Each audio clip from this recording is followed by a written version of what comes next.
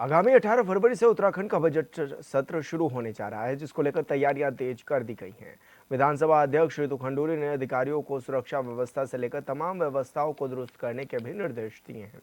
वहीं 30 विधायकों के सवालों के जवाब के लिए विभागों को भी जिम्मेदारी सौंप दी गई है। इतना ही नहीं, बजट सत्र से पूर्व आर्थिक सर्वेक्षण रिपोर्ट भी प्रस्तुत की जाएगी।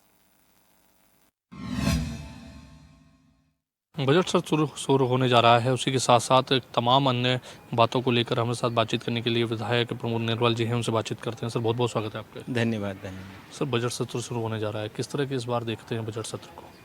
नहीं, जो उत्तराखंड का बजट होगा माननीय पुष्कर सिंह धामी जी की देखरेख में बहुत एक आदर्श बजट होगा, ऐसा हम सबको विश्वास है।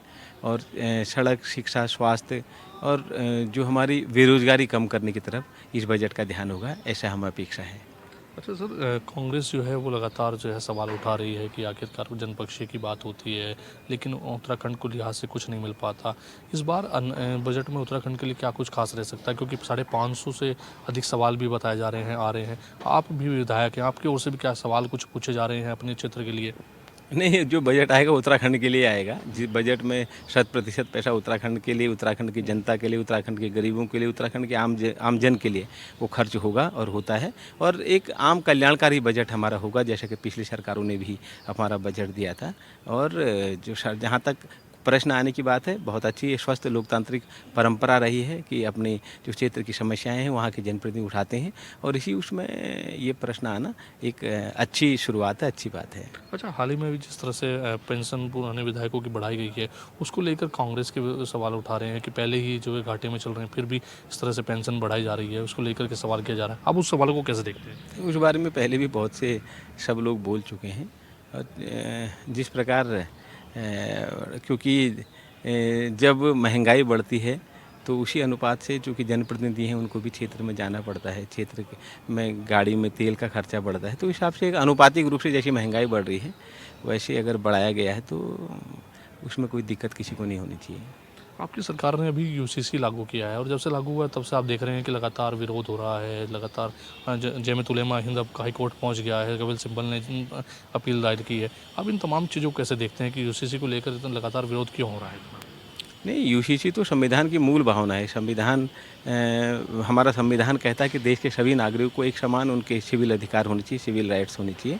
तो उसी के अनुरूप हमारी उत्तराखंड की सरकार ने यूसीसी को लागू किया, और मैं माननीय मुख्यमंत्री जी को बहुत बहुत उनका धन्यवाद ज्ञापित करता हूँ, उनका आभार व्यक्त करता हूँ कि उन्होंने ऐसा साहस दिखाया। जो संविधान के हमारे संविधान निर्माता थे, उनकी जो मूल भावना थी कि उत्तराखंड में सभी नागरिकों को, पूरे देश में सभी नागरिकों को एक समान सिविल अधिकार होने चाहिए, सिविल नागरिक कानून होने चाहिए। तो उसको उन्होंने हमारे संविधान निर्माताओं की भावनाओं की प्रतिपूर्ति की है, उसके लिए उनका आभार व्यक्त करता हूँ। और जहाँ पर चाहे कोई भी संगठन हो, चाहे किसी जाति धार्मिक संगठन है, तो उनको अपनी बातों को रखने का अधिकार है, हमारा संविधान देता है कि वो न्यायालय में उनको चुनौती दे सकते हैं, और वो दे रहे हैं। तो कोई असंवैधानिक बात नहीं है, न्यायालय भी उसमें अपना पक्ष सुनेगा। और मुझे विश्वास है कि हमारा यूसीसी एक आदर्श यूसीसी साबित होगा। खेल को लेकर के कैसे देखते हैं? इस बार राष्ट्रीय खेल हुए और बढ़िया आयोजन हुआ, उनको कैसे देखते हैं? नहीं, खेल के रूप में तो हमारे देश के गृह मंत्री आदरणीय अमित शाह जी ने हमारे सीएम साहब की और हमारे खेल मंत्री जी की पीठ थपथपाई है। उन्हीं से देवभूमि के साथ ही खेल भूमि का जो दर्जा दिया है, वास्तव में जिस प्रकार एक छोटा सा प्रदेश है और पदक तालिका में 7वें स्थान पाया, जबकि इससे पहले 25वें स्थान पर था, और 100 से भी ज़्यादा पदक जीते हैं। बहुत बहुत बधाई हमारे उत्तराखंड के जो नौनिहाल हैं, उत्तराखंड के जो खिलाड़ी हैं। आपने हमारे प्रदेश का नाम पूरे देश में रोशन किया है, इसलिए हमारा सफल आयोजन रहा।